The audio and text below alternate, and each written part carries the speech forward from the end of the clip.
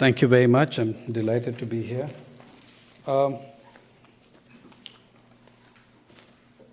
I've come to the United States straight out of a place called Wayanad in Kerala, a very rich district until 2 years ago, one of the richest districts in the state of Kerala, in which agriculture has collapsed, and there have been at least over 150 farmers' suicides since January last year. At the same time, in the urban metro of Delhi, at about the time I left, and in fact a little before I left, was a celebration of an activity of a different kind. On the one hand, you had these farmers committing suicide in extreme distress. On the other hand, we were witnessing a phenomenon that is about 3 to 5 years old now. Theme weddings.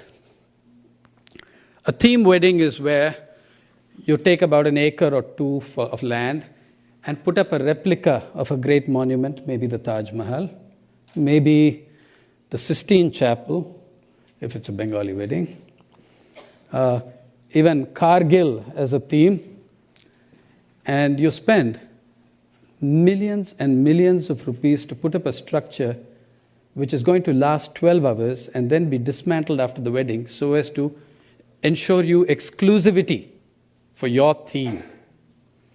So this can cost millions of rupees, in fact tens of millions of rupees, because I think the last one of the biggest was 3 crores, that's about 30 million rupees, is spent in creating this theme wedding. So on the one hand, you had these farmers committing suicide in extreme distress. On the other, you had this unbelievable display of opulence and wealth, but we'll come back to that story.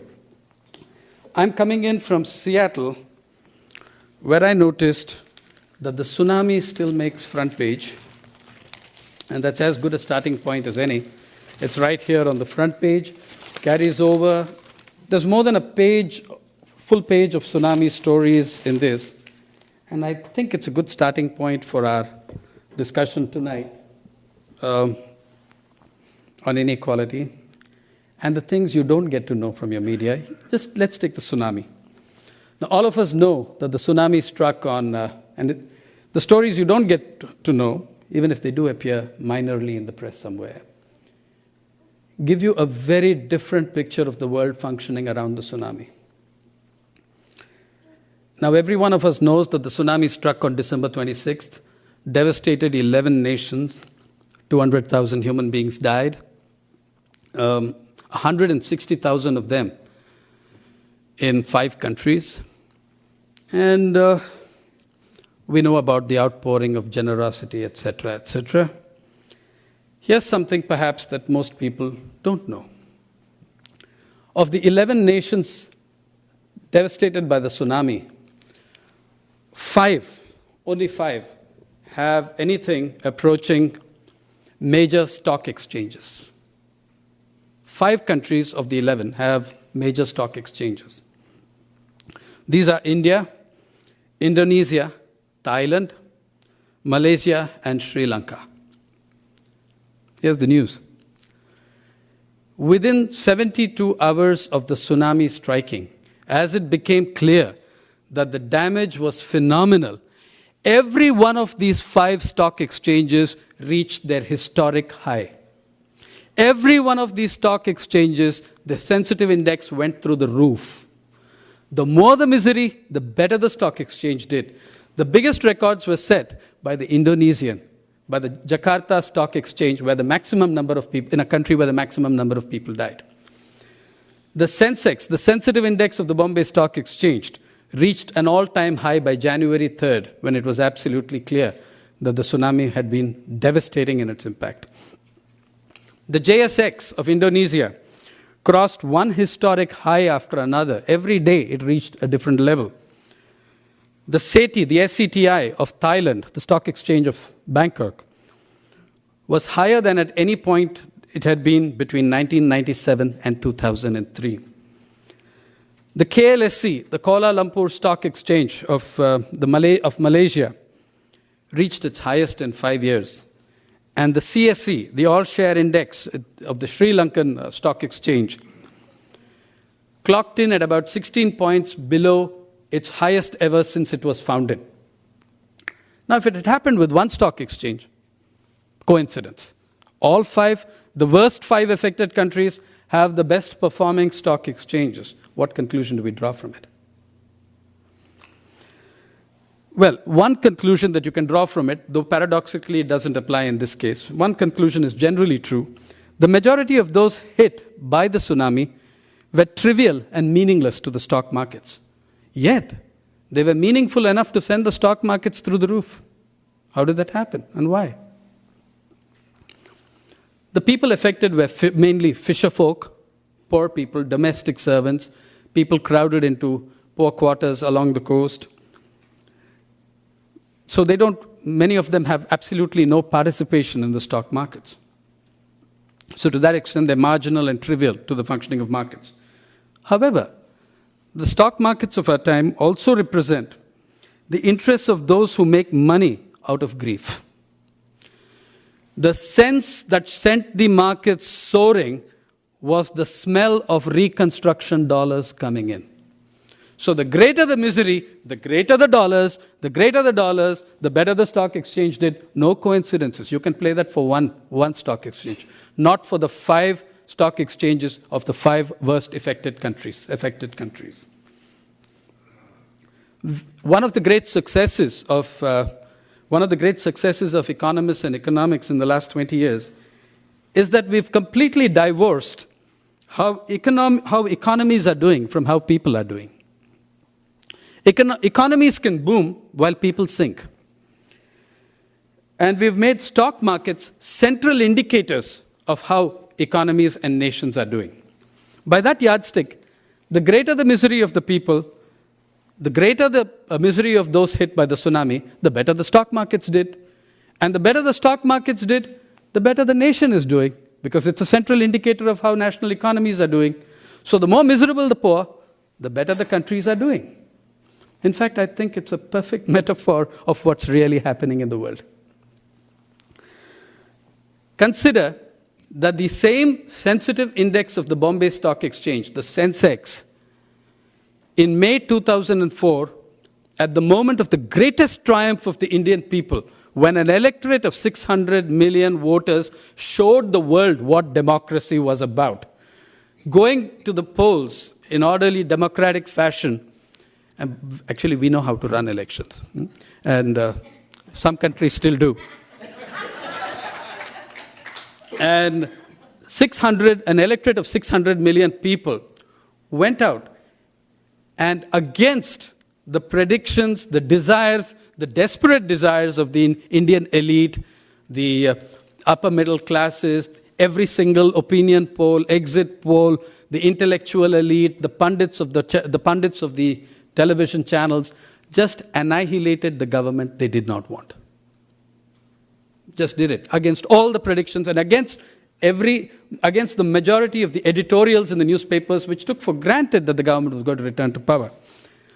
That was the greatest moment of triumph of the Indian people. What happened? The stock market collapsed to its worst position in many, many years. At the point when the Indian people scored their greatest triumph, the stock market collapsed. At a time of enormous misery of the poor, the stock market reached its historic high, crossing 6,600 on the sensitive index for the first time. That's why I call the Sensex the misery index. It operates in inverse proportion to the happiness of the greatest number. But the tsunami was also remarkable, right, for its outpouring of generosity. I'm sure the generosity was genuine, and it would be nice, as the United Nations says last week, if the money actually showed up, because less than a third of what was committed has actually shown up. In the case of the Bam earthquake in Iran, less than 2% of what was committed has actually shown up 2 years later. But yeah, I'm sure that generosity was deeply appreciated by all those affected fishermen I saw in the Nagapattinam coast who were wondering what to do with the large numbers of neckties that have been gifted to them, and discarded heavy overcoats as well. So, there's piles and piles of neckties along the place, which, sent to them in thoughtful kindness. I'm sure it will be appreciated even more when the money actually comes in. I was asked on the way here about the fact that The Indian government did not allow in foreign relief agencies. It's about the only time in 15 years I have found myself agreeing with the decision of the Indian government. The last time you had 12 major agencies functioning after the Gujarat earthquake, they collected millions and millions and millions of dollars because of their capacity to put... Oh, right now, tsunami commercials are still running on television from international non-profit agencies. 75 cents can save a child sort of stuff. It might save the non-profit in question, but beyond that, I have no idea what it would do. The audit report of those 12 agencies, which functioned after the Gujarat earthquake, shows that they did not succeed in spending more than 20 to 25% of the money they collected, but effectively blocked those resources from hundreds of smaller local organizations that would have been infinitely more effective. Second, much of the money that they did spend, the 20%, was spent on building specially constructed, heat-controlled, temperature-controlled, air-conditioned tents for the activists who came in, while the victims of the earthquake froze in the Gujarat winter. And that was one of the reasons why they were not allowed in again, and I'm very glad they weren't allowed in. This is still not to deny the generosity of millions of individuals, not to deny the extraordinary coverage of the media of the tsunami. However, in the same period, if you take the district that was worst affected by the tsunami in India, it's a district called Nagapattinam in the southern state of Tamil Nadu. Over there, the tsunami destroyed 30,300 houses at one blow. That was the worst affected district in the country. In the same period that the tsunami destroyed 30,300 houses in Nagapattinam, the government of Maharashtra destroyed 84,000 houses in a week or two in the metropolis of Mumbai, with bulldozers, police squads, and extreme use of force. 84,000 houses, which is 2.5 times the number of homes that were destroyed in Nagapattinam, were destroyed in Mumbai. How much coverage did you see of that? Right? You didn't see much of that coverage, right? Not only, by the way, this was one of the most major violations of human rights in recent times. It is a violation of a United Nations resolution to which India was one of the earliest signatories, the 1993 United Nations resolution on terming forced evictions as a barbaric and gruesome violation of human rights. Yet, the demolitions, though unprecedented in their cruelty, people were not allowed to take their possessions out of the huts. There were hundreds and thousands of kids have lost their school certificates, their college certificates, their birth certificates, those who actually had them. A lot of the women lost all their household utensils. They were not allowed to take these out in the demolitions because they wanted to make sure that they didn't come back. Having destroyed this, the city's elites then demanded and have filed a petition that the poor people in the slums be stripped of their voting rights because they're very scared. The Indian poor have a nasty way of getting back at you through the ballot box. So they've actually filed a petition in the High Court saying that these poor people should be stripped of their voting rights. How much coverage did you see of all this? How much coverage did you see? In fact, you couldn't, because though the newspapers were forced to cover it, it was too big not to ignore. Many, many stories, very sensitive stories, were actually killed in the newsrooms of the major newspapers. Some of these stories were... how did I see the stories? That's another story. Some of these stories were interviews with bulldozer drivers who demolished the slums, with the policemen who gave protection to the demolition squads. The bulldozer drivers, some of them said, "We did it weeping in our hearts, for we too live in slums, and we know our turn will come." The police constables giving protection to the demolition also live in slums. And they did not take any pleasure in the actions that they were forced to undertake by the government of Maharashtra. The people doing the demolition were from the slums. Incidentally, a United Nations Habitat report of around late 2003 makes the assessment that by 2030, 25 years from now, fully 1/3 of all humanity will live in urban slums. 1/3. The largest number of those are going to be in India and Africa. None of this got covered. Even in covering the tsunami, this is the mindset of inequality. What happened? The poor have no rights. Even in the coverage of the tsunami, whatever was done for the tsunami victims was a result not of their rights, but of our generosity.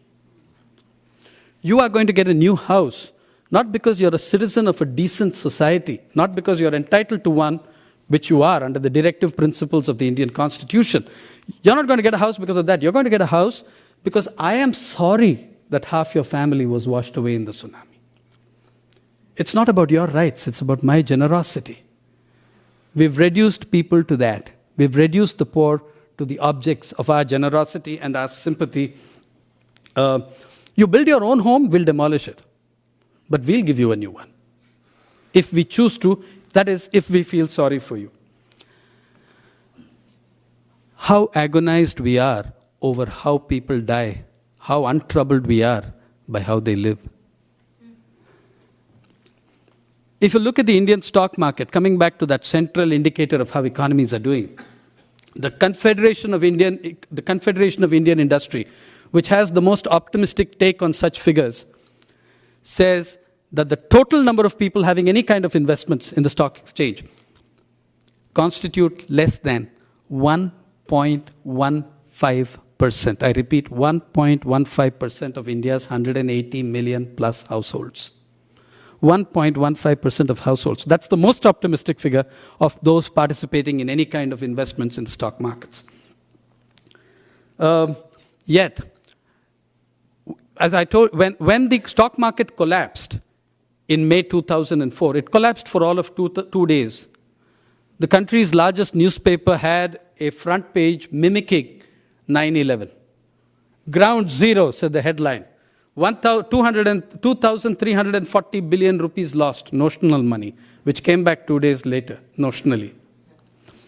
And it had an aircraft flying into the stock exchange building, and the tail of the aircraft had the communist hammer and sickle.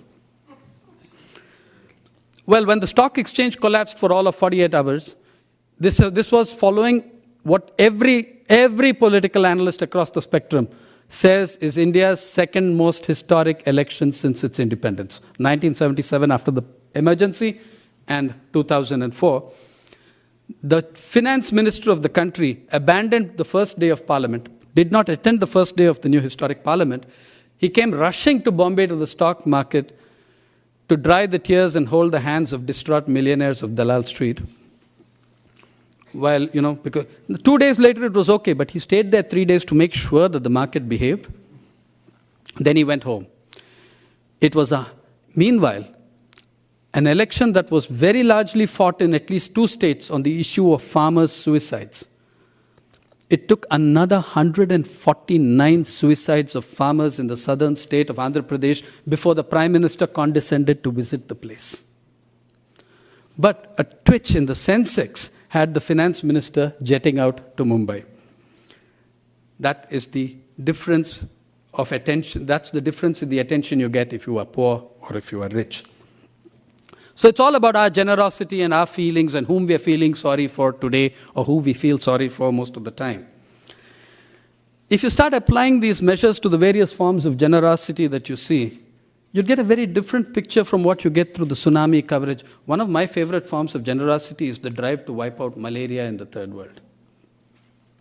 Some of you may have read about this, the planned distribution of millions of bed nets to protect people against malaria. Have you read about this or heard about this? It's a plan involving the WHO, the World Bank, and anyone else out to make $1. The fun part of this malaria nets thing is, by 1980, India had more or less successfully contained malaria. It was almost wiped out by the early 1980s. In the 1980s, and up to in the 1990s, we entered the brave new world of structural adjustment, of huge cuts in public services, privatization of medical services in a large way, soaring costs of medical attention. 21% of the Indian rural public no longer seek medical attention for their ailments. That's the latest figure we have, because they simply cannot afford it. Okay? Now, After all these cuts, malaria resurfaces with a vengeance in India and in neighboring countries.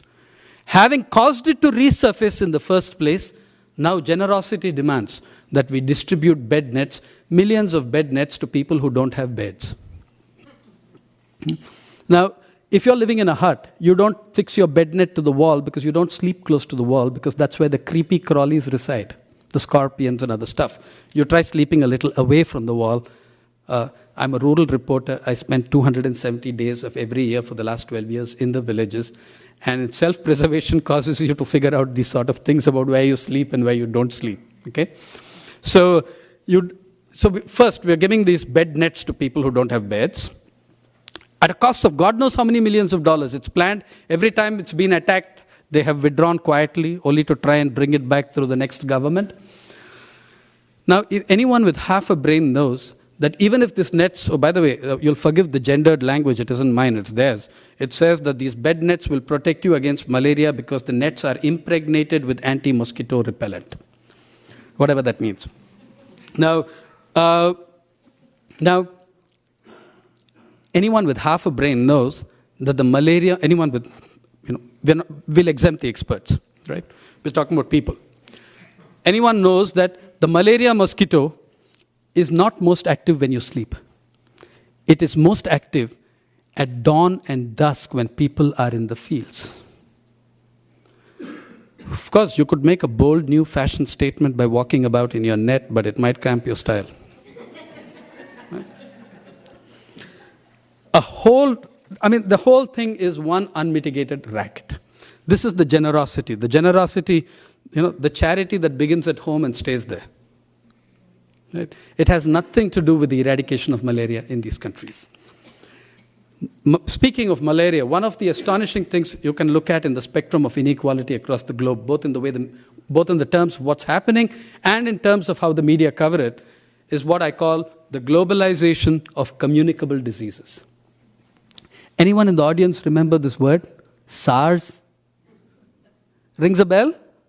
Yeah, it does, doesn't it? You remember how SARS was perceived moving about like the Black Death, mowing down millions in its deadly wake? You know how many people actually died of SARS in India? 0. SARS, 0. You can look at the World Health Organization's website on the subject. Total number of cases identified in India? 3. But from the coverage you got in the media, you'd think that SARS, the subcontinent was in danger of its survival, right? For the way it was covered. 3 cases of SARS, 0 deaths from SARS.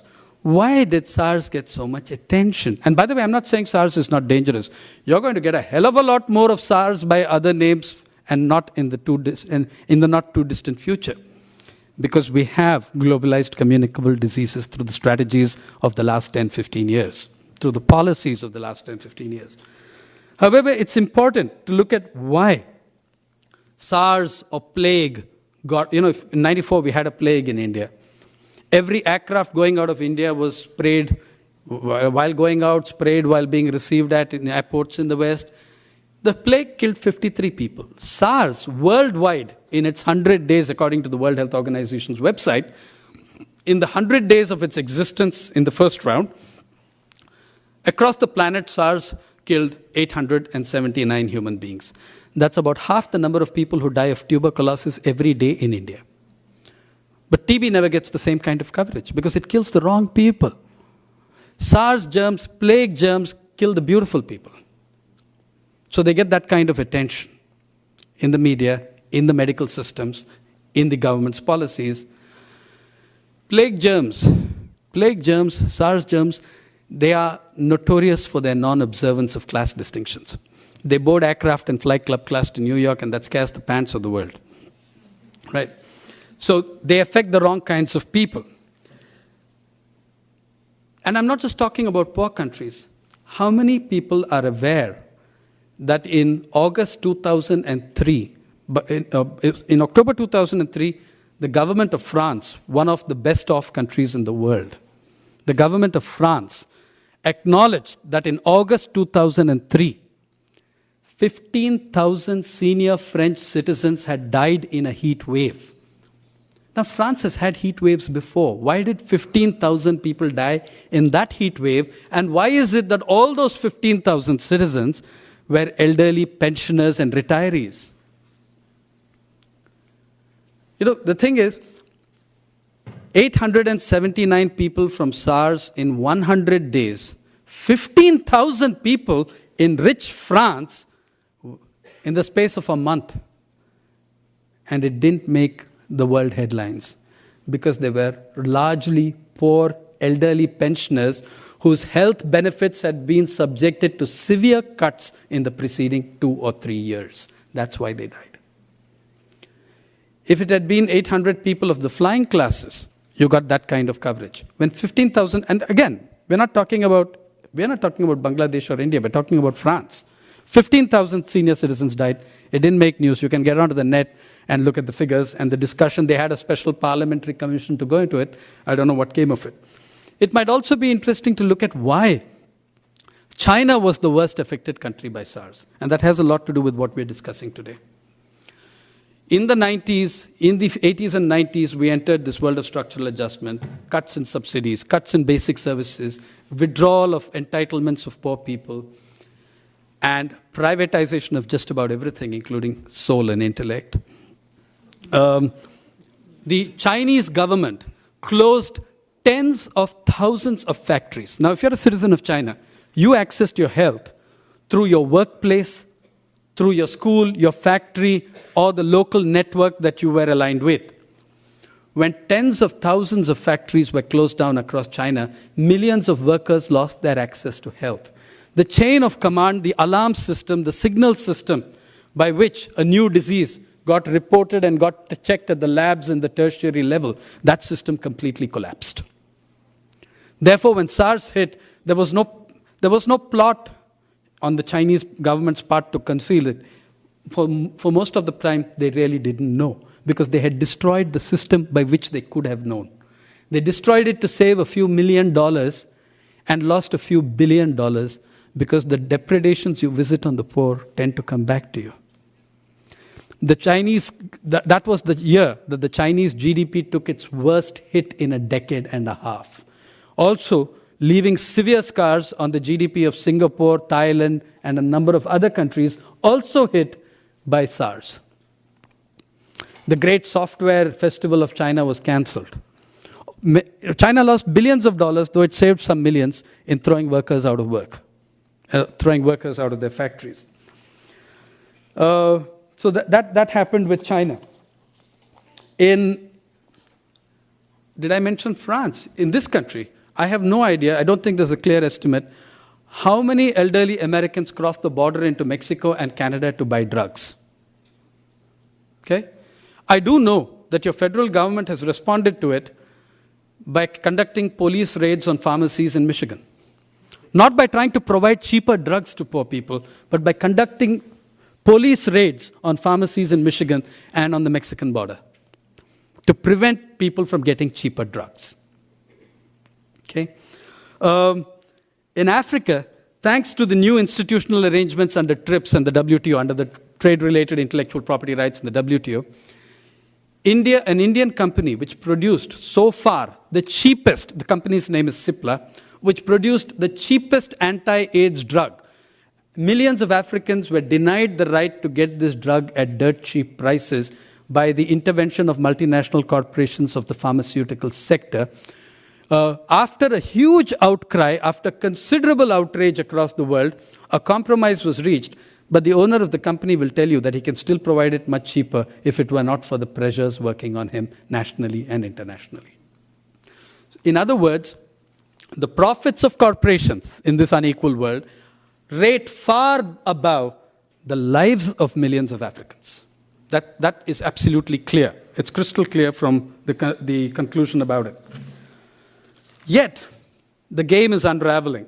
We'll get into some of the numbers of inequality a little later if you wish, but let's look at some surprising things that are happening.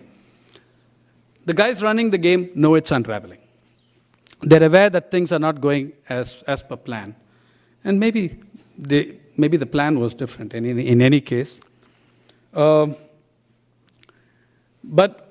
with one of the fundamental features of our time being the increasing and growing disconnect between mass media on the one hand and mass reality on the other, you don't often get to see these things highlighted.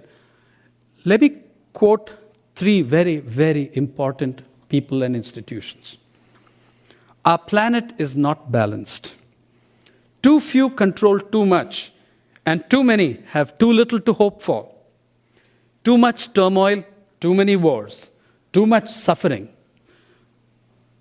Now, depending on who you are, that sounds either like Subcomandante Marcos of the Zapatistas or Mother Teresa. It's actually James Wolfenson of the World Bank speaking. That's James Wolfenson at the joint World Bank-IMF meeting in Dubai. You know, nowadays the World Bank and the IMF are very careful to pick as venues places like Dubai, Riyadh, other places known for freedom of expression to hold their meetings in, so that all you protesters can go there and say what you like. Now, this is Wolfenson speaking about concentration, inequality, too few own too much, too few control too much. Look at the language. It's very different from the gung-ho, trickle-down claptrap that you had for 15 years before that. 3 days after Wolfenson spoke, this was towards the end of 2003, a small paragraph appeared in the International Herald Tribune about the IMF, the International Monetary Fund, which, if you remember, during the Southeast Asian financial crisis, together with the United States government, Washington and others, nearly brought down the Malaysian government of Muhammad Mahathir for being recalcitrant and creating a crisis, blah, blah, blah, blah. 3 days after Wolfenson speaks, from the same meeting comes an acknowledgement from the IMF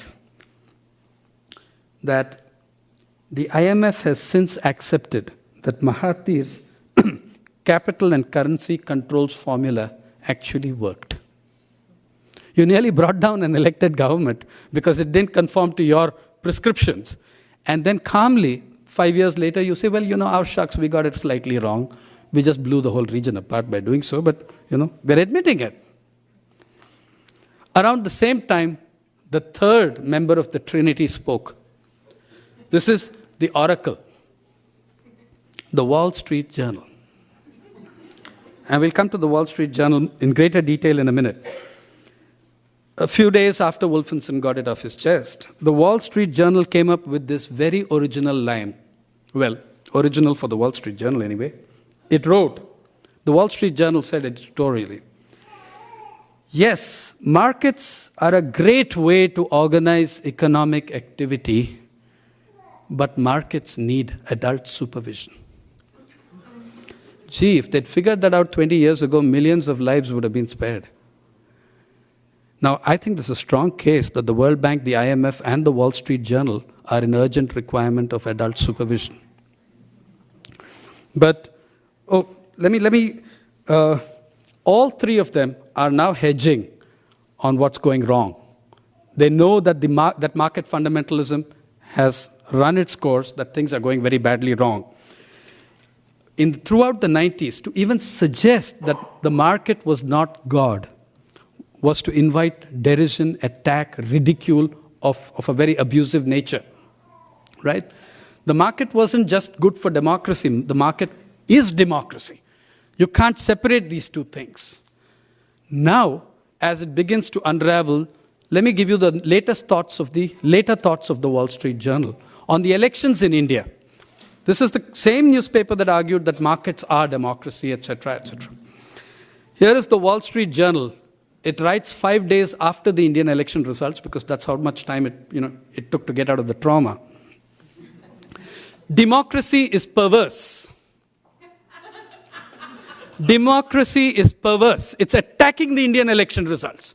Democracy is perverse. Although it is natural for the United States to suggest that all countries should embrace democracy, the lesson from India is that Western nations cannot be dogmatic about elections, except when they're in Iraq. The lesson from India is that Western nations cannot be dogmatic about elections.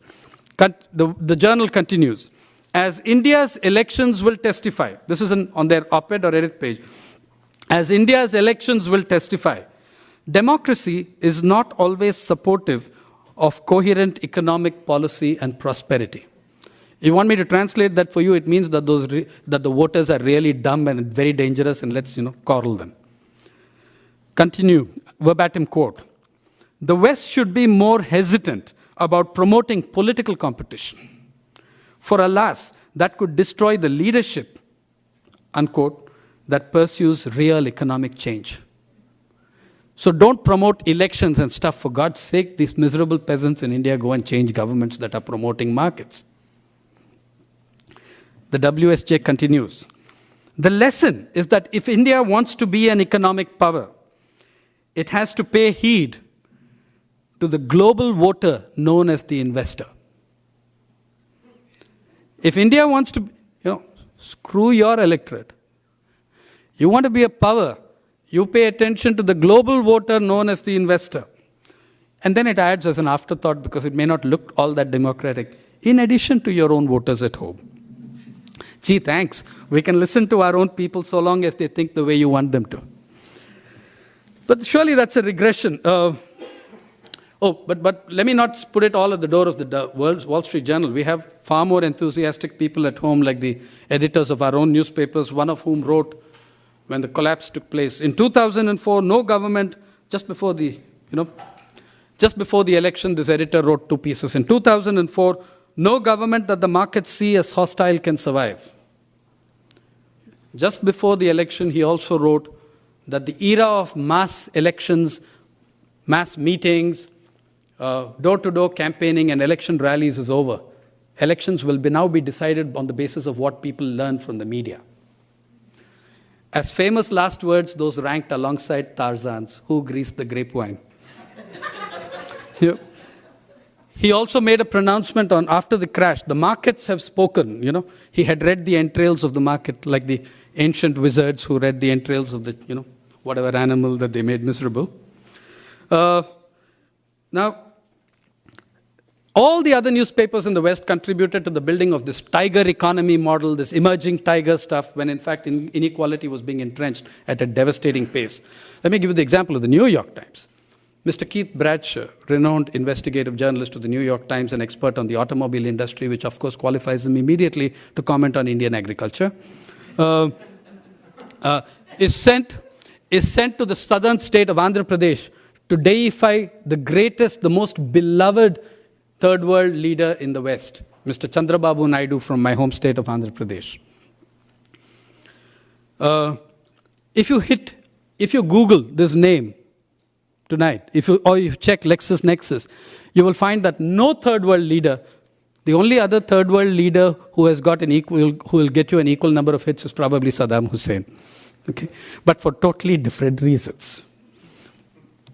Naidu was the darling of the World Bank, the IMF, the WTO, etc. Mr. Bradshaw, in analyzing, also joined the list of famous last words and said that Mr. Naidu's party is set to retain power. This was before they suffered the biggest electoral defeat in the history of that state in decades. Mr. Naidu's party is set, my home state of Andhra Pradesh, it speaks a language called Telugu. Some 70-80 million people speak this language. And Mr. Bradshaw wisely commented, he studied the problem very closely. He visited the place for all of 6 hours or so, and declared that Mr. Naidu's party seems set to regain power in the coming elections because he and his party speak Telugu. Now this is, the rest of Andhra Pradesh speaks Esperanto, right? This is like saying that Tony Blair and the Labour Party are set to retain power because they speak English, which of course there might be a strong case for because earlier it was Cockney, right? So, anyway, all these predictions went awry, and you can see how angry they are with democracy when it works against them. Because the poor there spoke decisively. Anyway, if you look at how, more on the free market. Has anyone seen the new patent laws and seed laws of Iraq? There's a free market for you. A completely imposed free market in perpetuity and in eternity captive to Halliburton and MCI, and a number of other multinationals. Halliburton gets exclusive monopoly rights to import oil into a country with the second largest reserves of that commodity in the world, at about 2.5 times the price of that commodity in that part of the world, exclusive rights of exclusive importation. A friend of mine calculated that it would be cheaper to drive the oil down by limo from Kuwait than to buy it at Halliburton's price. You should see these patent laws and seed laws. The people of Iraq didn't even know that they needed a seed law. It's been written by the Monsantos, the Cargills, and these guys.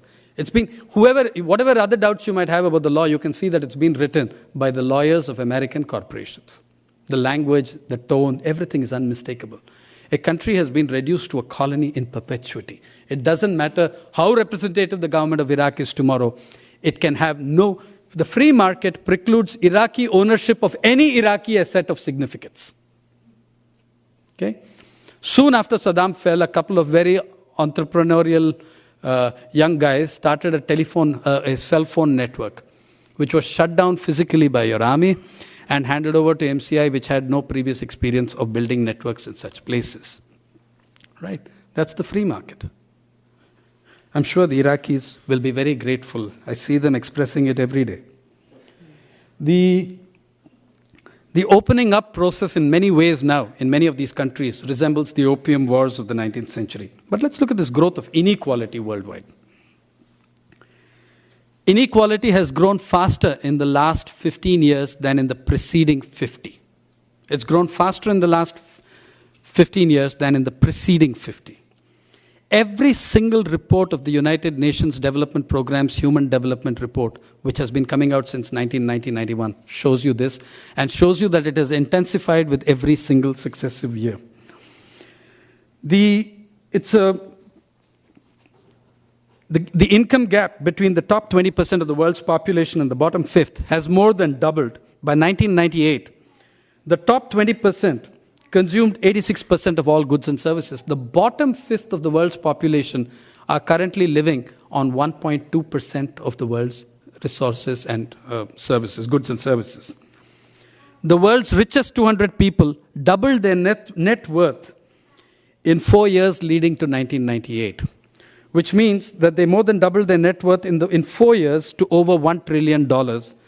And the assets of the top 3 billionaires are more than the combined gross national product of all least developed countries and their 600 million people put together. By 2004, the position had actually worsened.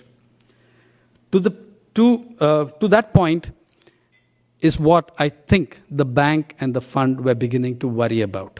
That things are not going as planned, or maybe they were going as planned but too well. Russia, look at the rest of the world. Russia, once the second superpower in the world, was subjected to shock therapy in the 90s and other doctrines of market fundamentalism. The former USSR lost 42% of her gross domestic product. No mean achievement, because no country has lost 42% of its GDP without either a war or a famine. Russia managed that with only the IMF and Jeffrey Sachs, without war or famine. Every year now, if you check it out, 400 to 500 people die in Moscow, in the vicinity of Moscow, of hypothermia, of cold, in the cold of Moscow in winter, while every year the number of Mercedes-Benzes sold in Moscow has soared. The sale of Mercedes-Benzes has gone up in every one of those years, that more and more people have died of hypothermia. In fact, so many new boutiques and fashion boutiques and designer stores have opened in Moscow, that when Armani opened his designer store in Moscow, the International Herald Tribune mocked him gently, saying he was Giorgio come lately. Because everyone else, Versace, Bulgari, all of them were already there. And all this time, people were dying of hypothermia in the city. China, long one of the most egalitarian societies in the world, is now seeing gaps between its coastal areas and its rural interior that it has not seen perhaps in 100 years. The Chinese People's Procuratorate, a watchdog body of their Communist Party, a watchdog body of their Communist Party, the People's Procuratorate of China, towards the end of 2003, came out with a report saying that report on various things in which it mentioned that two of the giant and rapidly growing sectors of the economy are, one is corruption, the other is prostitution. That was the watchdog body of the Communist Party of China speaking. It forced them, in fact, to have a special session in their last Congress on this issue of inequality. It's in China, it's in India, it's in Russia. And by the way, just harking back to but all this doesn't gain ground because you have, as you see every night on every single one of your television channels, the giant soothsayer industry. It's getting better. Things are actually getting a lot better. It's the baseline statistical, it's the baseline game. If you draw the baseline in the last ice age, everybody is doing better. And it's also the statistical averaging game, which we won't get into here. But just to give you an idea of the way of looking at growth, for instance, which do you think was the fastest growing economy in 2003 in the world? Afghanistan. Afghanistan was the fastest growing economy in the world at 21%. See, Afghanistan's GNP doubles if you just stop bombing. Okay, you build one school. It's a vast improvement. But by the conventional measures of growth, was the fastest growing economy in 2003. And the United Nations, however, humbly added that 50% of that growth came from the cultivation and sale of opium. Because you've destroyed any other means of livelihood for poor people in that country. They just cannot earn another way. What about Africa? How did Africa do in all this? Ask Joseph Stiglitz, former chief economist of the World Bank, sacked for his incompatibility or incompetence, which of course immediately qualified him for the Nobel Prize. As he points out, the African continent, subjected to forcibly imposed policies of the IMF and the World Bank, has lost nearly a fourth of her income. Even as African cotton farmers who grow the cheapest cotton in the world go bankrupt, American cotton producers, not farmers, because these are corporations, not farmers, get an annual subsidy of about $1 million each. No one can compete against that. So great is Africa's overall crisis today, and I think it's worth considering this point in view of all the amount of concern about outsourcing, that today, according to the Financial Times, the entire continent of Africa has just 20,000 engineers and scientists to serve a continent of 600 million people, because today there are more African scientists and doctors and engineers working in the United States than in all of Africa. Okay? And much of this drain of medical personnel has come from South Africa, the country facing the world's largest AIDS pandemic. So when we're talking about outsourcing, let's look at this reverse factor as well. Let's look at what's happening. Let's look at the millions of manufacturing jobs lost in China by the new process of liberalization, privatization, and globalization that's taken place. 200 jobs lost here. Phenomenal outcry. And yes, what's being promoted, and that should be the way of viewing it, is a race to the bottom. Keep finding people who will work cheaper and cheaper and cheaper until you drive them into the ground. That's the game. It's a race to the bottom. It's not jobs stolen by one set of poor people from another set of poor people. In India, in the last few years, the inequality that's why I started with the theme weddings, the inequality has reached such proportions. Let me tell you some truths about the tiger economy. I speak very bravely these days because I have an election of 2004 behind me. Every time I spoke before that, my God, it used to infuriate people if I told them that this is what the government data shows. At a time when India was being promoted as the emerging tiger economy, its per capita food availability in 2003 was lower than it had been during the Bengal famine of 1942-43. You can check that figure in the pre-budget economic survey, a document that the government of India places in Parliament at the time of the budget session of Parliament. Amartya Sen's figures will show you that the per capita availability of food grain in the Bengal famine was 147.5 kilograms per Indian.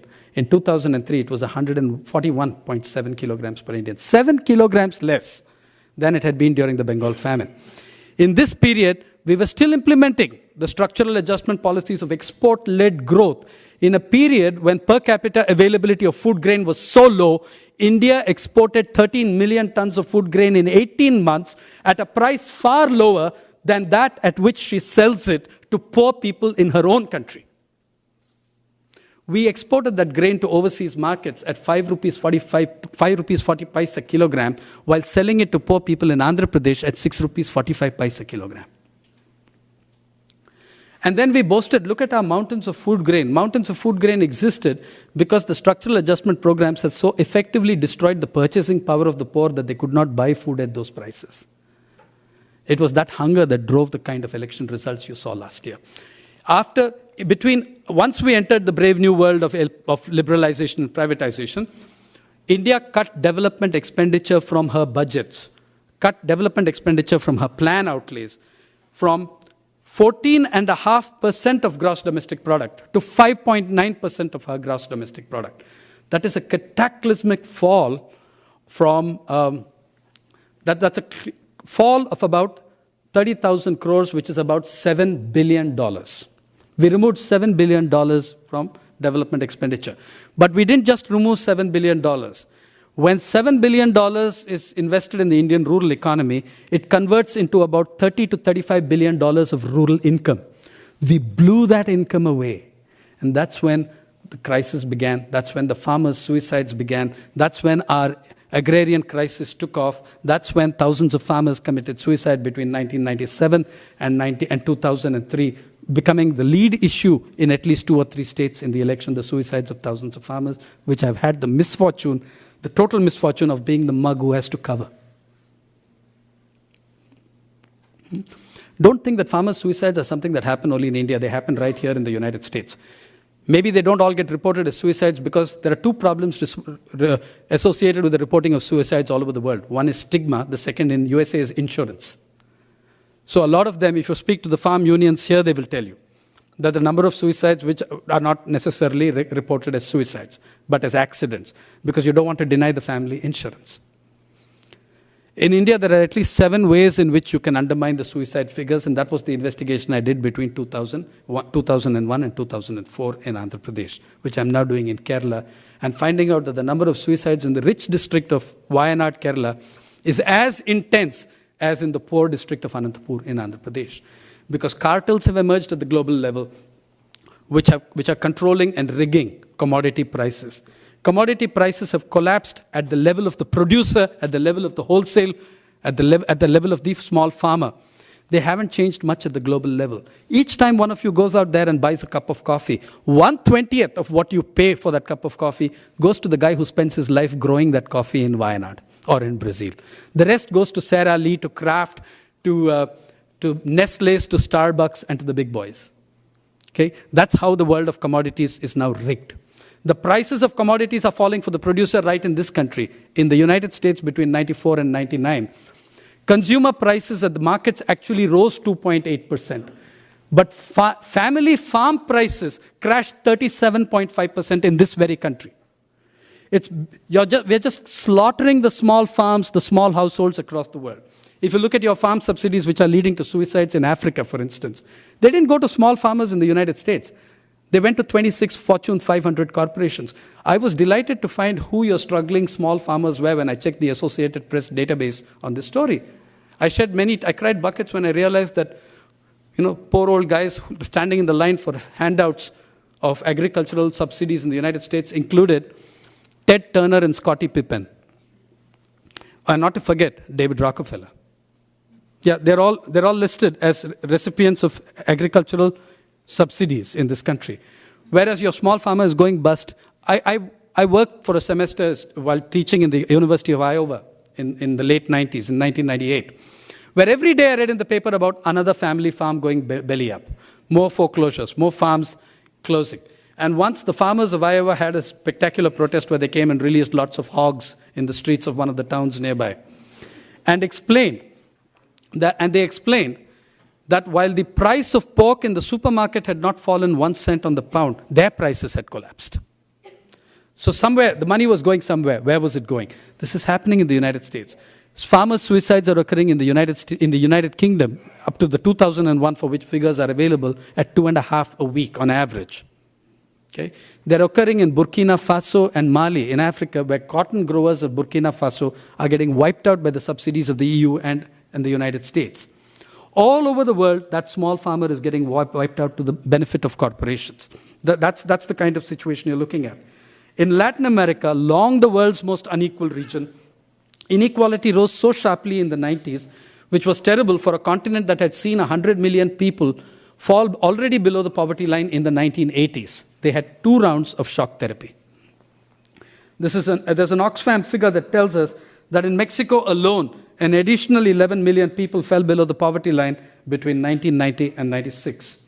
Worldwide, as FAO Director General Jacques Diouf points out, in the last 15 years, in which rich countries increased subsidies to their farmers or agricultural producers, poor countries went from being net exporters of food to net importers. India is the country that produces the best spices of pepper in the world. They come from Malabar. Many explorers from the West in the medieval ages used to sail to India looking for Malabar pepper. Malabar pepper is premium grade pepper as against 4 other lower grades of pepper. Malabar pepper has collapsed because the new laws allow people to import 3rd grade, 4th grade pepper into India, remix it with Malabar pepper, and re-export it to rich markets. So farmers in that very rich district of Wayanad, that is the source of most of the Malabar pepper, are committing suicide in very large numbers. In coffee, the coffee prices have collapsed by a factor of 10. Pepper prices have collapsed just through the floor. Vanilla prices have collapsed. Cardamom prices have collapsed. But if you get onto the multi-commodities exchange websites, you'll find that at the global level, the prices have not fallen so much. Somebody is making the money, and those are corporations. These are the driving force of the new inequality that's going on. India is a classic example of engineered inequality. Oh, the New York Times had, some time ago, a front page article celebrating the birth of a class of people who spend their weekend at the mall. Isn't that delightful? And some of the letters that came in from India were also illogical. There were many. I noticed a few NRI exchanges proudly about, have you seen this article? Everybody is spending time at the mall in India. It would have to be a very big mall.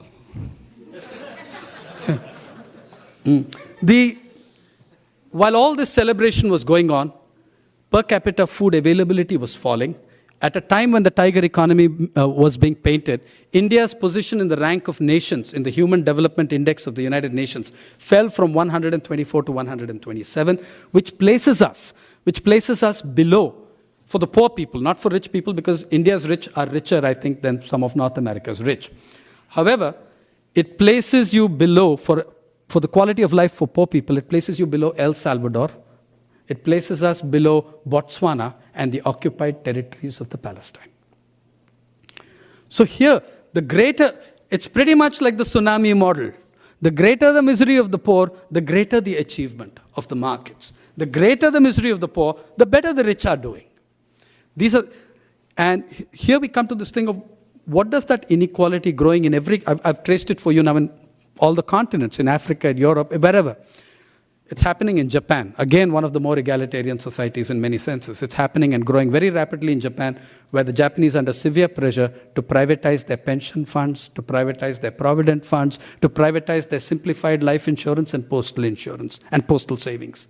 And who are the ones forcing them to do the privatization? Same bunch of corporations. Okay. Now, the kind of gaps that are coming up between rich and poor.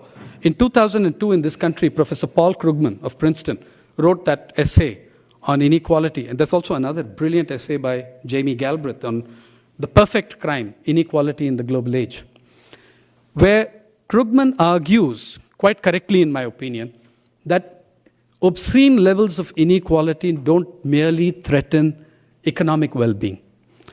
They threaten and undermine the existence of democracy itself. After all, huge inequality was the mindset that was the basis of slavery. When I earned 1 million times more than you, when I had physical control over you, you were my slave, I had to treat you as less than a human being. To be able to commit those atrocities on you, I had to deem that you were not a human being. That's how I rationalized my position. You're an animal. You're not a human being. The kind of gaps that worry Paul Krugman, and that makes me a little, I would take the point slightly differently. He says that the United States is, and that is correct, has never been as unequal today as it is today since the eve of the Great Depression of 1929. That is correct. I agree with that. Second, he says that the gaps between CEO and poorest worker, and the worker at the bottom, says Professor Krugman, when you cross 1:1,000, you're harming democracy, you're harming the way you function as a society, you're destroying people's rights, you're changing the mindset of the human being in very, very disturbing directions. Now, this was interesting because when he wrote this essay at the same time, I was measuring the same gaps in my own society.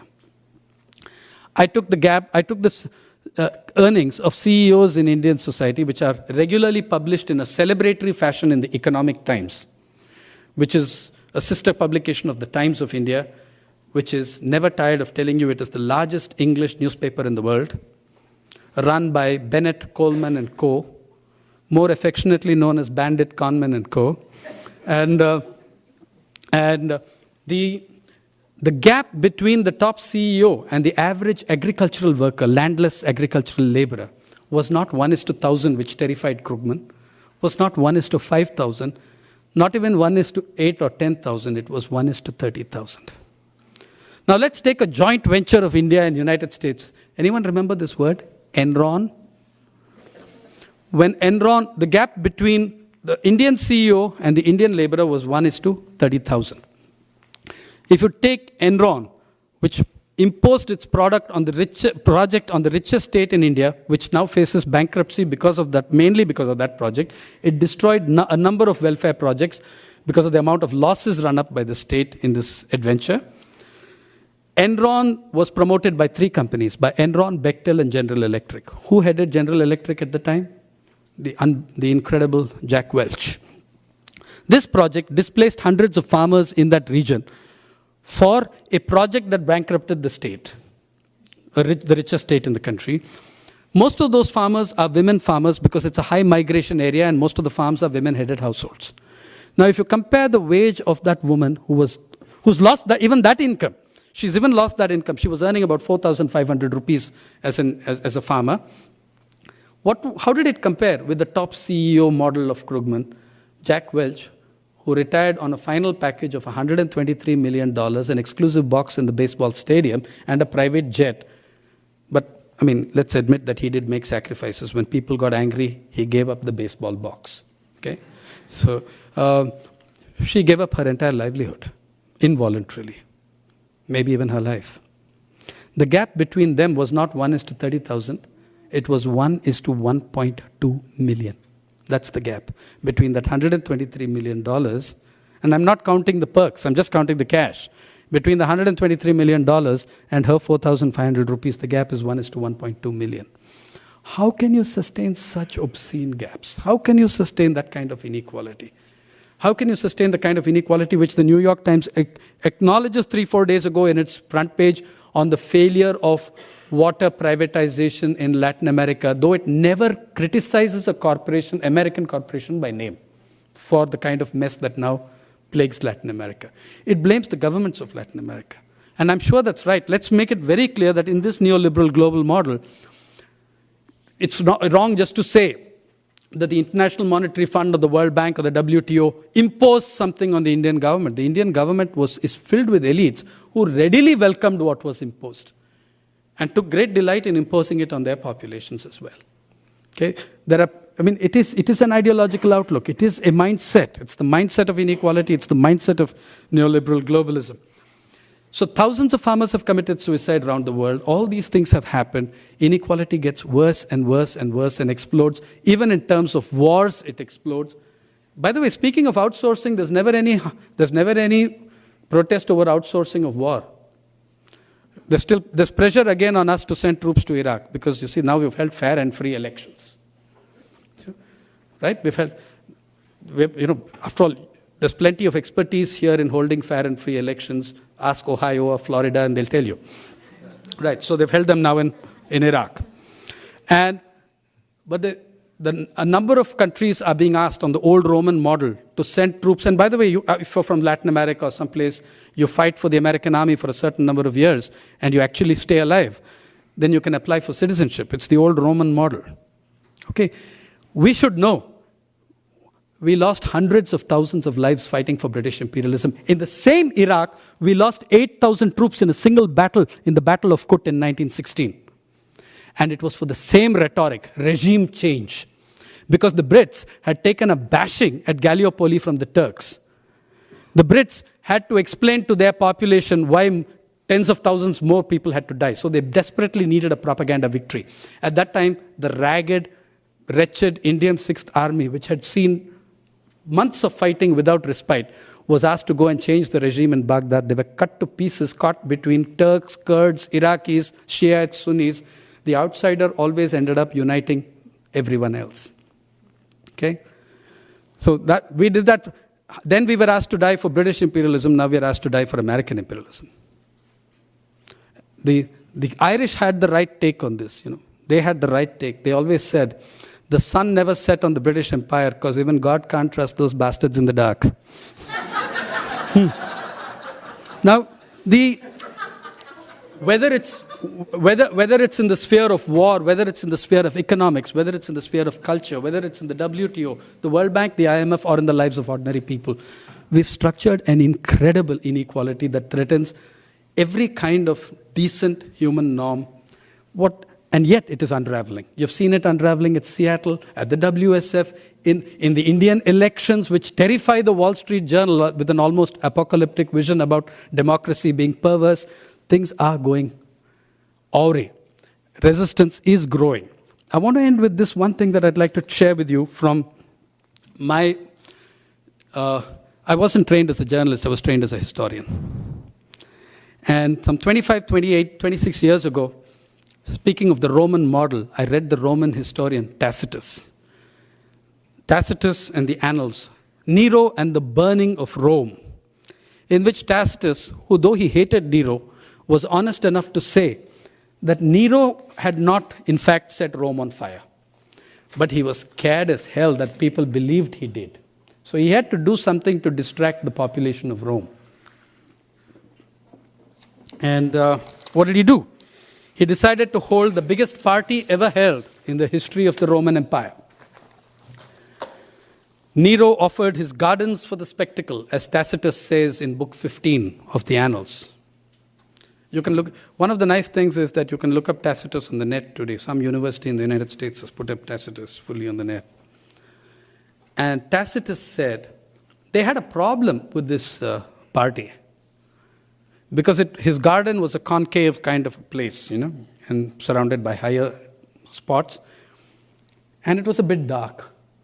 The problem was how to provide nightly illumination for the party, to which anyone who was anyone in Rome was an invitee. The intelligentsia, the gossip columnists certainly, the political correspondents, I'm sure they were there because they subsequently wrote books about it, like Tacitus. Anybody who mattered in Rome was at that party. And they had the problem of nightly illumination. How did they solve the problem of nightly illumination? They solved the problem, writes Tacitus, by bringing wretched criminals and prisoners and burning them at stake around the garden.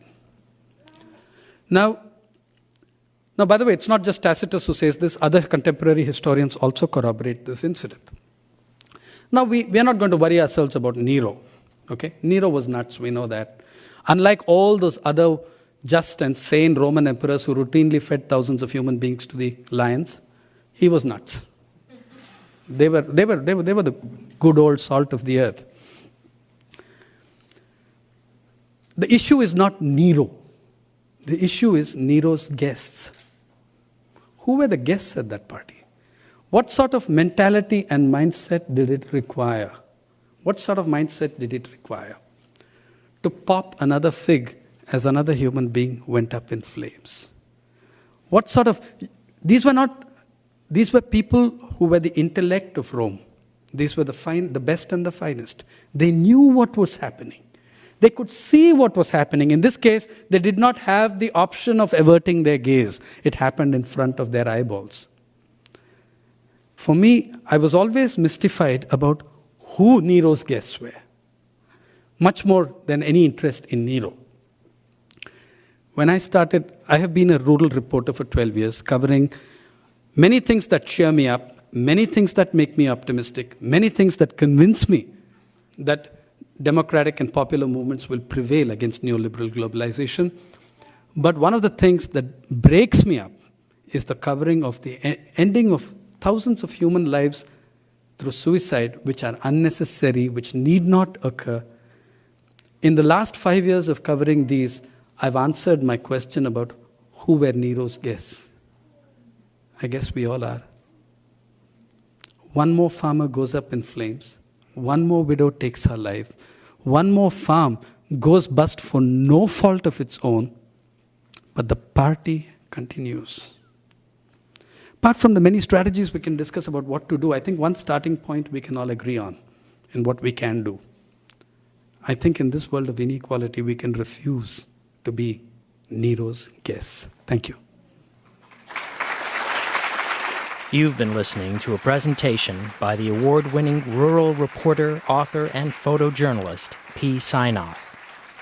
The title of his presentation is Globalizing Inequality.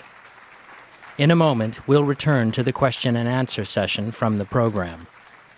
P. Sainath has been reporting on social justice, poverty, and the impacts of globalization in rural India for over 14 years. He is the rural affairs editor for the Indian English-language daily newspaper, The Hindu, which is available online at www.hindu.com. And he is a regular contributor to India Together, also available online at www.indiatogether.org. In addition to his regular articles and columns, P. Sainath is author of the book Everybody Loves a Good Drought, Stories from India's Poorest Villages. And now we return to the question and answer session from the program. You're listening to rural reporter and photojournalist P. Sainath. He spoke at the Washington State University, Vancouver campus on February 25, 2005. The first question for P. Sainath was, what can we do to sensitize readers of English-language newspapers in India to the importance of these issues, since they probably do not care that much about the plight of farmers and the impoverished in rural India? You know, I respectfully beg to differ with your conclusion that people don't care. One. Two, I would argue, as a journalist in his 25th year, that it has never been an issue of people not being interested. Never. That has never been my experience, or I would have quit the profession long ago. If you look at my book, you'll find that the first chapter, the first preface, is headlined, "Not what the readers want," because that's what 20 editors told me while rejecting my project. It's not what the proprietors want. Don't blame the victim. The victim didn't ask.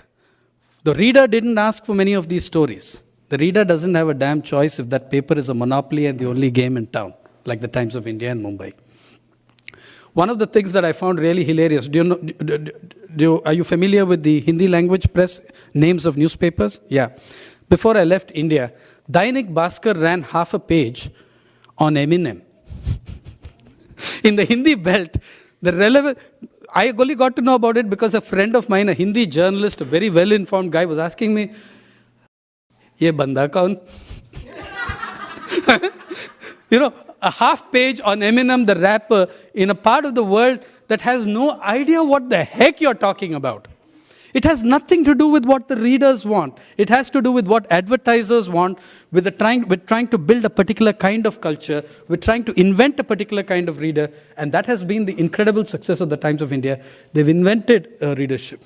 By the way, it all happened here much earlier than in India. When I first visited this country in 1984, the top gossip columnist, I don't remember her full name, Betty something, had just retired, and she was interviewed by Time magazine. In one sentence, she summed up everything. They asked her, so Betty, she was retiring to do painting at home, okay? And they asked her, so Betty, why are you quitting? She said, you guys have taken it away. You've put gossip on the front page. What do I do? Okay? And I think that just about said it. There was a conscious decision to promote the trivial because of advertising, because of sponsorship, because of the sunny side up need to sell products. That had nothing to do with readers. I would not be standing before you today as a journalist if it were not for readers who kept me alive. When 20 editors turned down the project, which led to Everybody Loves a Good Drought, which is now in its 13th print in 7 languages, because readers don't want it. That project got in because I got a Times of India fellowship in the memory or image of their beloved founder, and there was also at that time one of the resident editors who was very interested in such issues. It gave him an excuse to run 3 or 4. They got the largest number of letters they had for any series and that ran to a series of 84 reports on poverty in the Times of India. The readers did want to hear. No reader wants to hear only those stories. No newspaper has only one kind of reader, and I'm talking about general interest newspapers, and no reader has only one kind of interest. They might want some of the other stories, they might want to read things about, but if you look at the newspapers today, they've abolished the issues that affect 70%. If you look at the beats in newspapers, most Indian newspapers, there's no major Indian newspaper in the English language that has an agriculture correspondent full-time. No major newspaper that has a full-time labor correspondent left. What does it mean? It means that we have taken a decision that 70% of the people don't make news. That wasn't a decision taken by the reader. That was a decision taken by corporations who said that these people don't make news, the top 3% do. The beautiful people make news. When I quit my job and became a freelancer, which I was for 11 and a half years, it was on the decision that I'm going to cover the bottom 5%, as an answer to the coverage of the beautiful people. So I would advise you to revisit this issue. It's about what proprietors want, what corporations want, not about what readers want. Yeah. The next audience member asked the speaker to talk about positive steps that have been taken in the face of the negative impacts of globalization in rural India. Well, personally, I believe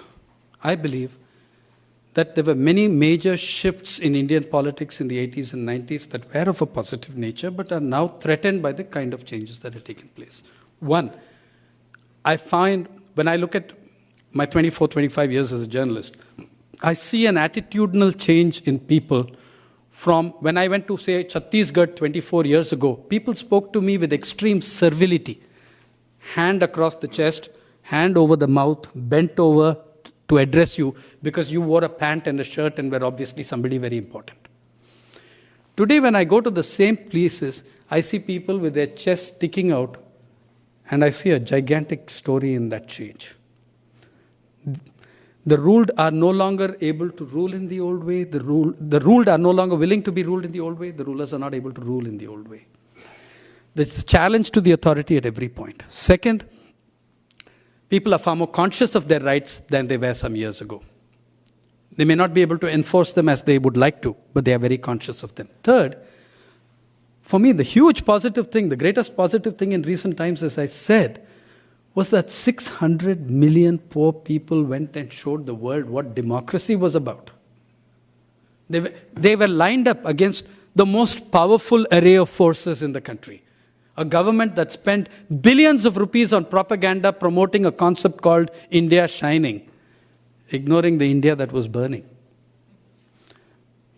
Promoting a slogan called the feel-good factor, mass production, which I called the feel-good factory. With all the experts telling them to do otherwise, the voter went and did exactly the opposite. That for me itself measures one of the great shifts, that it's a tectonic shift, that we are not going to listen to you. We are going to do what we think is right. That was one. Third. Fourth, there has been, in the last 20 years, an upsurge of the oppressed. Their participation levels in politics is far more. 5, local governance being brought in by constitutional amendments in India called the Panchayati Raj, the village council governance, has brought into governance people who were excluded from any form of participation in the village life, untouchables, Dalits, as we call them, as they call themselves, more accurately. They came, and a Dalit woman can be the president of a village now. This was unheard of before 1993, except in 2 states. Okay?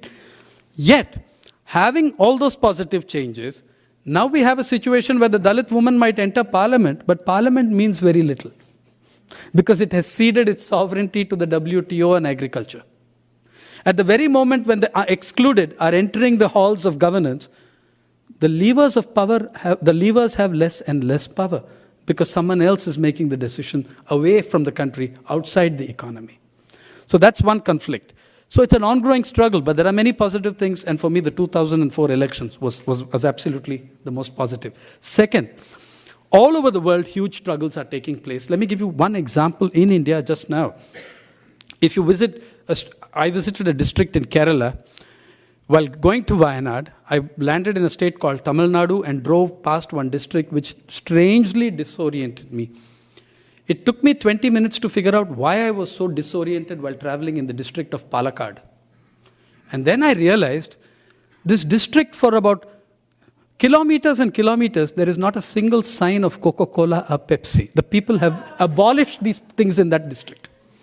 There's a huge struggle going on over water resources, and the next big struggle in the world is going to be about privatization of water, okay? Which is what the corporations are about, because that's the biggest market left until they figure out oxygen, which they're trying in Kyoto, okay? I mean, they made a modest start there.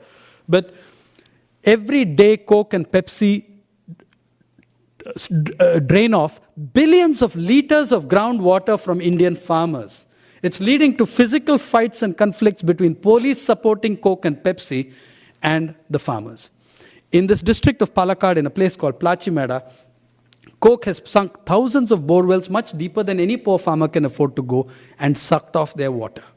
In the state of Karnataka next door, a neighboring state of Karnataka to Kerala, the state government actually created a project for Coke and Pepsi where they get 5 years of water free. In a nation which is under severe water stress for farming, for fresh water. Okay? There are now soft drink companies, factories belonging to these guys, which don't put up their nameplate because they're so scared of the public coming along and beating the life out of them. So these fights are going on. People are getting, conscious that they're being robbed, and they are fighting. Yeah. Yes. The next audience member gave an account of the way the timber industry in Oregon has used the commercial media to promote a corporate perspective. He describes how in the 1940s there had been a large forest fire in the coastal range of Oregon that burned several thousand acres. Replanting and recovery work was undertaken by Cub Scouts and individual volunteers, basically by the people of the state of Oregon. Those forests that have regrown and recovered are on state-owned land. Now that the timber has matured, the timber companies want to go into these areas and harvest the trees. There was a petition, a ballot initiative, that would have allocated half of the resources of that state-owned forest land to be set aside and protected for non-timber uses. The companies that were after the timber launched a huge campaign, paying for radio and television advertisement that showed forest fires and argued that it was hikers and other people using the forests who were responsible for the forest fires and for the wasteful destruction of the forests. This timber industry advertising campaign was successful, and the ballot measure was defeated.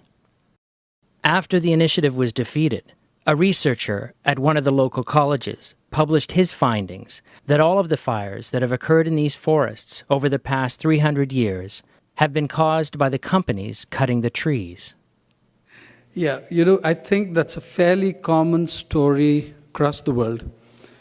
And I think one of the funniest political cartoons, or saddest, which depending on which way you look at it, on the subject that you're talking about, I saw in this country at the height of the depth of the Reagan recession. When the recession under Reagan was at its worst, I think it was Herblock, okay? I'm not sure. Maybe it was Oliphant. One of these two. They had this absolutely fantastic cartoon. USS economy is sinking. It's just the bow is above the water. And there are two guys hanging on to the bow. Reagan and his press secretary hanging on with one hand and reading with the other. And the press secretary is saying, Mr. President, according to the latest CBS New York Times poll, your popularity ratings have risen 80%. However, the voters have all drowned. So it's pretty much like that, isn't it? People are sometimes persuaded. Over a period of time, I think that fades. But I think the power of corporations to do that here, in this country, is far greater than anywhere else that I have seen. There is healthy skepticism still left in a lot of other parts of the world. And I'm sure here too. But you're up against much more powerful socialization and ideological processes. Yeah. The next question from the audience referred back to the case where the commercial media in India had been dead wrong about the outcome of an election. After that experience, did the media behave differently? Was there some acknowledgement of their failure, some moves towards reform? Okay, that's, I think, a very good question. For about 15, 20 days, the media, immediately the media were traumatized. You can't look that stupid and you don't know what to say, nothing. Especially when you have written before the elections that elections are no more about mass rallies and going to the people. Elections are now to be fought in the television studios. The television studios were strangely depleted. However, the market crash in Bombay started saying that, there has to be restraint. We have to balance voters with investors. We have to do this. That way they started coming back into the picture. Right now, it's as if May 2004 never happened. And that's also aided by another factor. The party that benefited from the victory, from the defeat of the ruling, on coming to power, using the farmers' suicides as an issue, using hunger as an issue, has immediately resorted to identical policies of economics. Identical economic policies as the old government. This is a process, again, you've seen all over the world. The Social Democrats in Europe, the Congress Party in India, some of the parties in Latin America have ridden to power on popular anger on these issues and then switched. Okay? So now, incidentally, when people destroyed the National Democratic Alliance in the parliament, they also devastated the Congress in the states where the Congress was ruling with the same policies. So people really voted against the policies, not for a party. But the luck of the draw brings the Congress to power. The Congress has some allies or consultants or whatever cohorts who are against these policies. The media fire is concentrated totally on those allies in the left, saying, these guys are going to ruin the country, they're bringing it down. You know what the demand of the allies of the Congress is? Honor your program. When a party gets elected on one promise and switches, the media call it pragmatic. That's the word worldwide. It's pragmatic. They're doing something pragmatic. And that's a good thing. The media are part of that system, by and large. In India, we have a much richer spectrum in the media than you do here. But even then, we're on the same model. We'll get to where you are. We're in the same model. We're trying very hard to emulate you and stifle diversity. If you look at both India and US, and I consider the United States to be the second most diverse nation I know after my own. If you look at the level of the population of the United States, there's incredible heterogeneity. How many races you have, how many peoples you have, how many people from how many continents, from how many countries in South Asia, Africa, Latin America you have in this country. In the borough of Queens in New York, some 100 to 115 languages are spoken. At the level of the population, you have such incredible heterogeneity. At the level of your media, you have the most amazing homogeneity. That's the point. At the level of people, you have these 115 languages. At the level of media, you have Clear Channel and Jerry Springer. And O'Reilly for variety, right? So That homogeneity in the media, which is a corporate homogeneity, is what makes it very difficult to fight this. In India, the levels of monopoly are not so total as yet, though they are fairly advanced compared to 20 years ago. So people still make the media look like monkeys every now and then. But it's an ongoing battle. You cannot take a few in the media did reevaluate their position. They wrote, yeah, maybe we misread this, etc., etc. There was some amount of breast beating for 15, 20 days, and then it's back to business as usual. Yeah. The next audience member commented on some of the difficulties experienced by groups organizing on these sorts of issues in rural India. He asks what kind of critical mass of organizing and support do these efforts need in order to begin to show some progress? See, those are very, very, very large issues.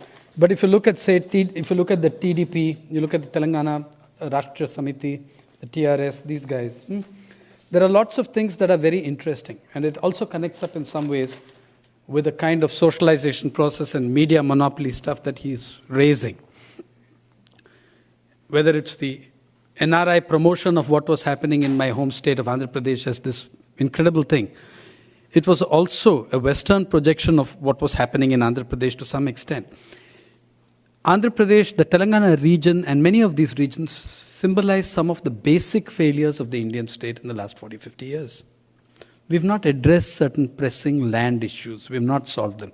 Telangana did have a radical land reform, land distribution, after which the movement of Telangana, as you know very well, was crushed physically. So there is a tradition there which knows better, which wants better. But we are not willing to address land issues. 85% of the Indian poor, who are the Indian poor? 40% of the Indian poor are landless agricultural laborers, 45% are small and marginal farmers earning an acre or less, 7.5% are rural artisans, potters, weavers, and all the other groups, including the urban poor, make up the remaining 7.5%. What does it tell you? It tells you that 85% of the poor, their problem is directly related to land. It's the one issue that no central government in the last 15 years has had anywhere within a mile of its agenda. The same applies to Bihar. This is where the maximum amount of land-related violence is emerging, because these issues are stubbornly resisted. That's one thing. The second is that on such a base, with such kinds of problems as Andhra had, you had to build a fake model where the worse the situation was, the greater the achievements were touted. How many people know that in this tiger economy, when Mr. Naidu ran Andhra Pradesh, how do you know, how many people knew that Andhra Pradesh had the lowest GDP growth in the south of India? In his 9 years, the lowest GDP growth of any southern state was Andhra Pradesh. It was lower than the national average, lower than Andhra itself between 1981 and 91. Its rank amongst the states fell from number 4 to number 8. In the National Family Health Surveys, one was held in 91, one in 97, 98. The only southern state that did not show improvement in infant mortality rates in the south was Andhra Pradesh. Its educational performance is the worst in the south. The literacy rate of Cyberabad, the great miracle software capital, is lower than that of Patna in Bihar. Okay, but it was a Globalization thing. If you shouted the lie often enough and loudly enough, it worked. It worked for those for whom it was meant to work. Unfortunately, it did not work at the level of the population who knew and know that their basic concerns were not addressed. And I want to show you that in the Telangana region, when the defeat came for the TDP, in Cyberabad, their centerpiece for the entire universe, out of 15 seats, they lost all but 2. Even in the place where they should have had the maximum success, they were wiped out. So there's this huge gap between mass media, mass reality, between what the elites are addressing and the issues that people are raising. The next member of the audience described how a dairy farmers association in Oregon, a group of about 150 farmers, was challenging the Monsanto Corporation. This association is the second largest distributor for their particular dairy products in the country, and they've chosen not to use bovine growth hormone. because their customers have told them they don't want it in their food. The Monsanto Corporation is telling them that they have to buy their product. They have to use the growth hormone that Monsanto markets to the farmers. How do you get this kind of story out to a broader public? If it has already entered the production chain, it's going to be very, very, very difficult. One of the things with the whole experimentation and what Monsanto and others did in India, for instance, will give you an idea. We had, after the Green Revolution, a seed certification regime, which meant that seeds, when you put a packet of seeds on the market, you had to guarantee that 90%, 85 to 90% would germinate, because no packet can have a 100% germination rate. This didn't suit Monsanto and the other big companies that were entering India in the 90s. They negotiated with the same Andhra Pradesh government and introduced memoranda of understanding, bypassing farmers, bypassing farm unions, bypassing, seed experts, everything, and put out an MOU where the the guaranteed germination rate was reduced to 60%. So today, if you buy 1,000 bags of seed, you pay for 1,000 bags, but you get 600 bags. I didn't know about this. It had happened so silently. I'm a journalist who covers that place.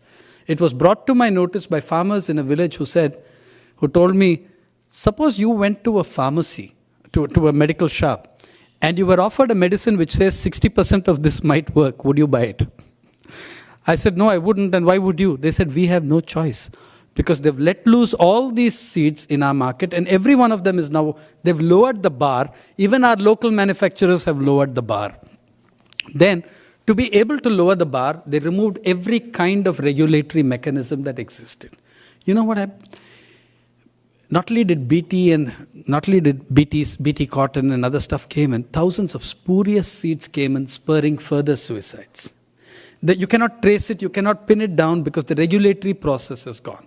Once it entered the production chain, it had devastating effects, and it's very difficult to separate and say this is from here, this is from here. The same is now, I mentioned, pepper is collapsing in Kerala because of the import of cheap pepper. The cheap pepper has not only entered the market, it's entered the production chain. When it's entered the production chain, it's causing pest. Now it's going to take very experienced scientists years to figure out how the hell to fix what has gone wrong. Okay? So it's not easy, it's a very tough job. How do you do it journalistically I think it's even more difficult in your circumstances than in mine. But believe me, to get those suicides onto the agenda, it took 5 years to really make people realize that it was going on. The largest Indian weekly, India Today, poured scorn on the issue of farmer suicides. You cannot find a story on it in the period when they were happening with great intensity. You cannot find a serious story in the largest weekly. But you can work out tactics if your farmers are united and if your public can be mobilized behind them. Then you have options of how to draw attention to it. The farmers of Andhra Pradesh are now dealing to some extent with spurious seeds by direct action. Okay? And I see no escape for them. They have to do it. What are they doing? When they got spurious seeds, they captured the seed guy who had put 70 million rupees worth of spurious seeds on the market. The government took strong action against him.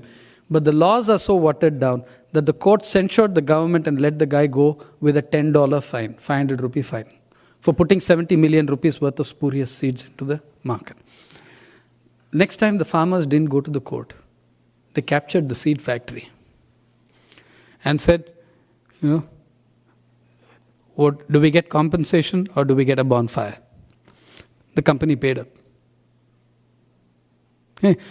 I'm saying direct action there's no option. All over the world, people are resorting, like the people fighting Coca-Cola over there. They're going to take direct action. It has to be collective action organized in the democratic process of those societies as allowed. So I think that you cannot do it just journalistically. You cannot do it through one great article. I don't believe that the farmers' suicides issue was made a gigantic, though people wrongly credit me with it. I think that was made an issue by the farmers of Andhra Pradesh. by their ceaseless, relentless struggle, and the fact that the public felt very badly about what was happening.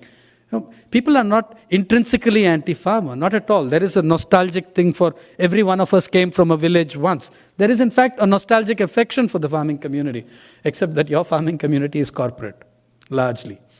So yes, if you can, that action is not going to, journalistically, if you can do something, that's good, but it won't be enough. It has to happen at the level of popular action and direct action as well.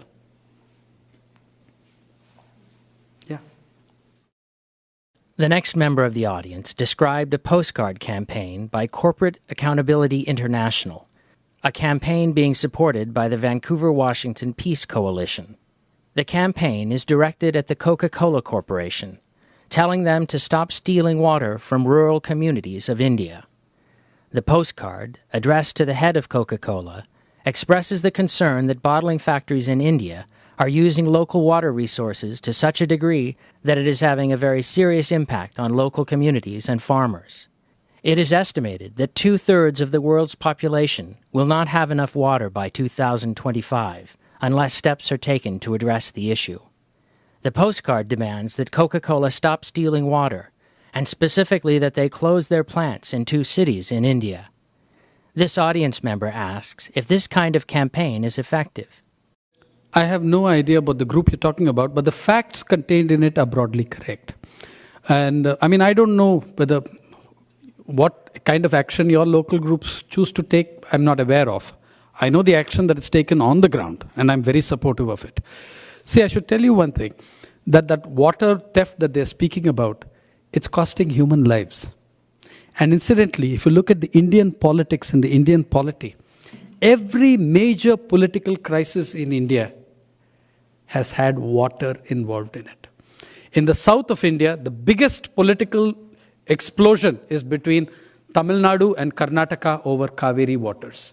The biggest dispute between the next 2 southern states, Karnataka and Andhra Pradesh, is over the Almaty waters.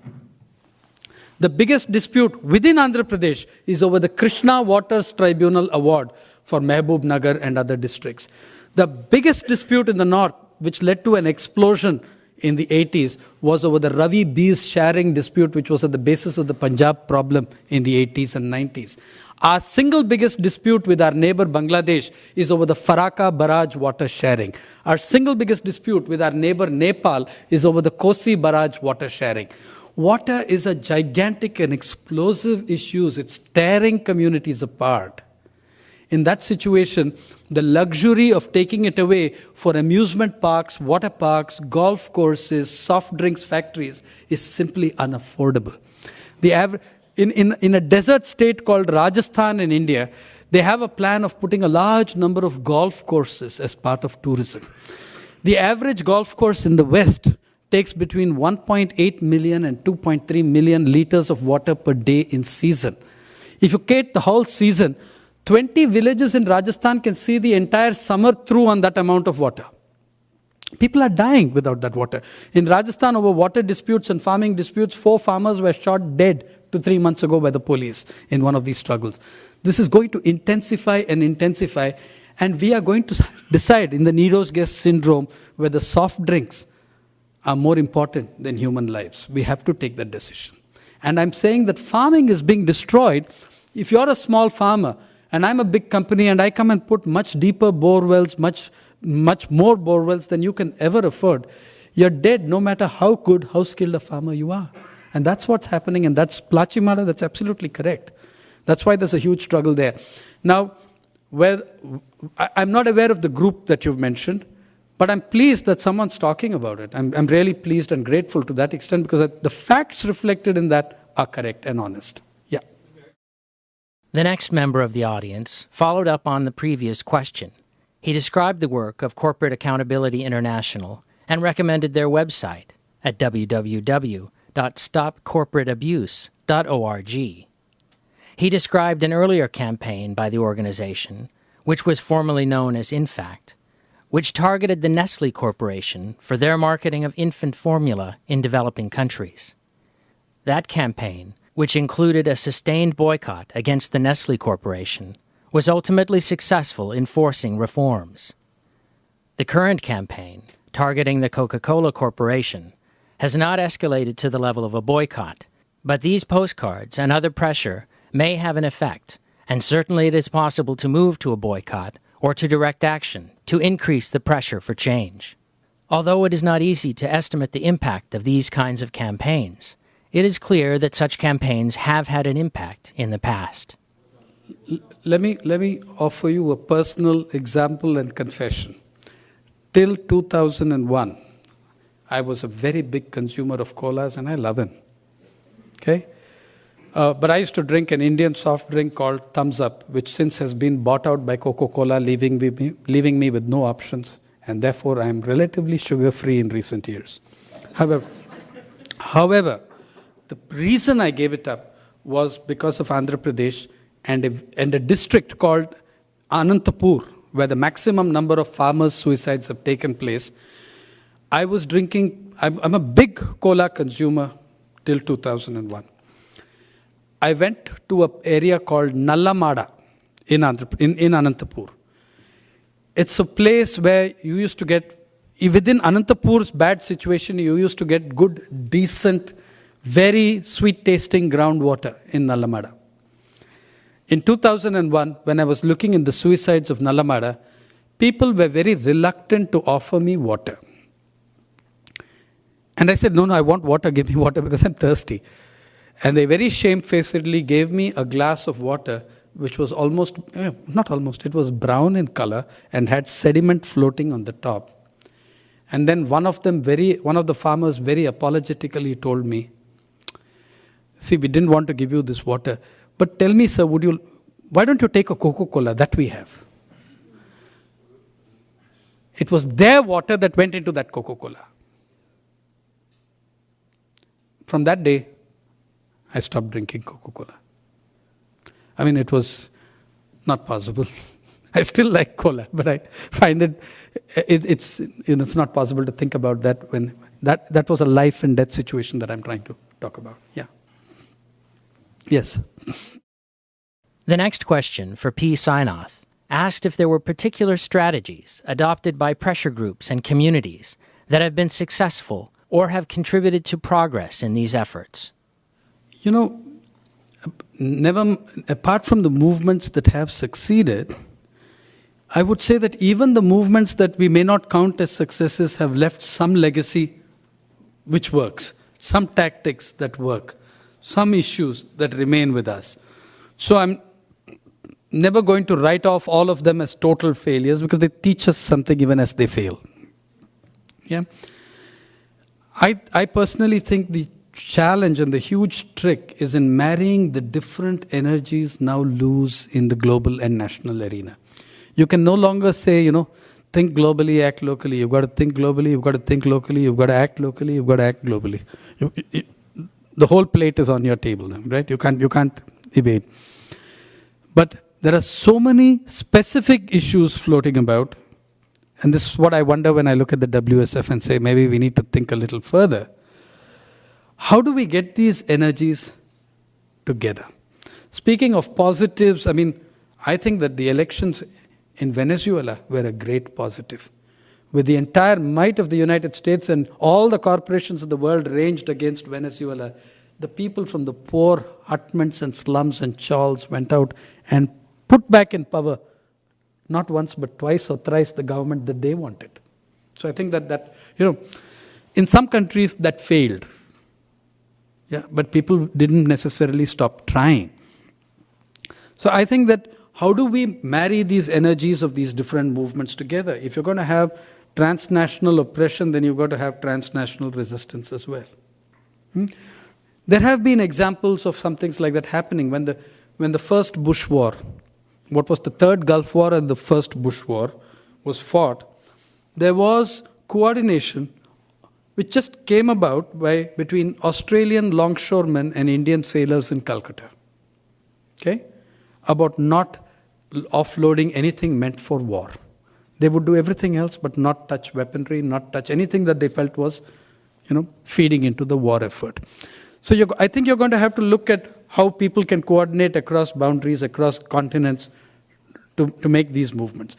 But I think also it is wrong to start acting as if globalization is something in itself the source of all the problems, and that if we adjust or fix neoliberal globalism, the other problems of, there's something called capitalism too. And there used to be a word called imperialism. A lot of people have forgotten it. And there are words like exploitation which no longer appear in the newspapers. Those issues too you can't run away from. You've got to face those too. You've got to face those nationally, locally, issues of resource control, concentration, monopolies, local and national, right? Even what we are fighting at is the large rubric which has encompassed all these issues, but it's not the only one.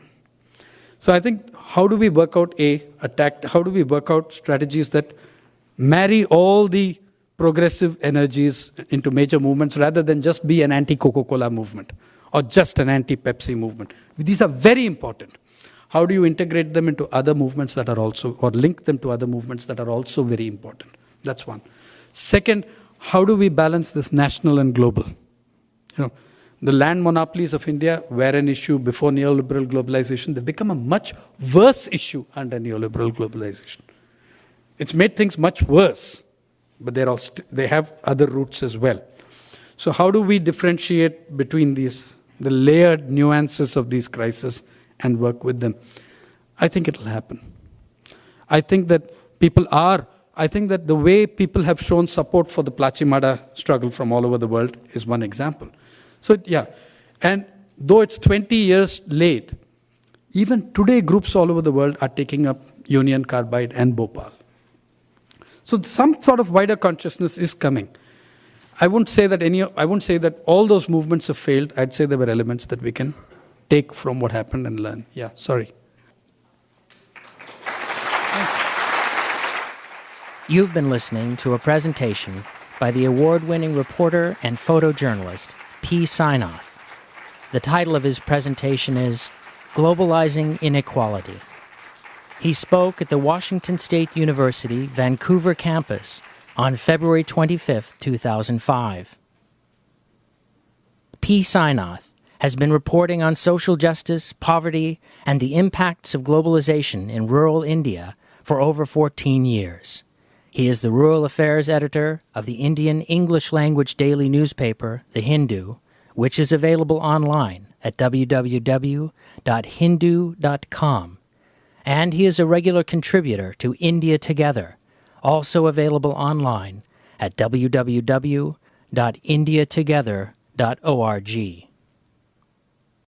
This program was produced by PDX Justice Media Productions. To find out more about our work, please visit our website at www.pdxjustice.org. You'll find lectures and interviews featuring such speakers as Naomi Klein, Barbara Ehrenreich, Jeff Halper, Amira Haas, Rashid Khalidi, Noam Chomsky, and many others. Thanks for tuning in, and thanks for supporting listener-sponsored radio, public access cable television, net neutrality, independent bookstores, and all forms of grassroots, democratic, community media.